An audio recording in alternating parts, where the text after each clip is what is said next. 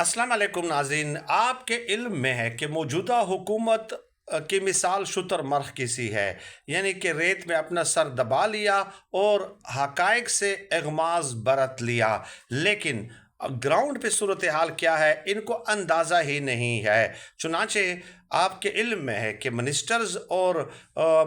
Of state जो होते हैं, उनका एक प्रोटोकॉल होता है, सिक्योरिटी होती है, बाकायदा हूटर्स लगाए जाते हैं, रास्ता क्लियर किया जाता है, तो उनके करीब आप नहीं जा सकते। लेकिन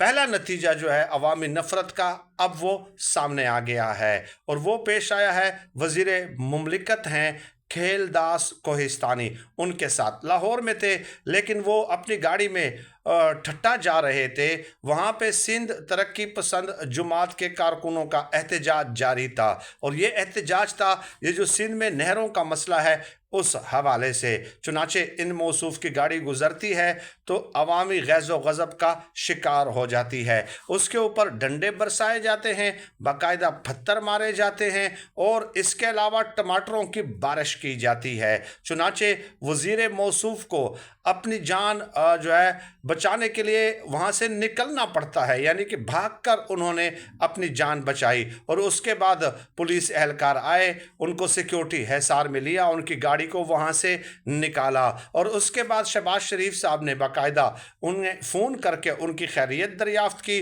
और इस वाक़े के हवाले से हस्बे साबिक हस्बे रिवायत जो है तफ्तीश और इंक्वायरी करने का जो है वो यकीन दहानी भी कराई। तो ये है, अब इसमें हुआ क्या है, देखिए ये वज़ीर हैं, नून लीग के वज़ीर हैं, वज़ीर मुमलिकत हैं और इनका बाकायदा एक high full proof security system होता है, प्रोटोकॉल होता है, हमने देखी हुई हैं। तो अब ये जो है ना, एक तो मुनाफ़िकत का इनकी वाज़ेह हो जाती है कि पीपल्स पार्टी कह रही है कि जी हम तो इसके हक़ में नहीं हैं, नून लीग अलग बयान देती है, अवाम को बेवकूफ़, यानी कि गुज़श्ता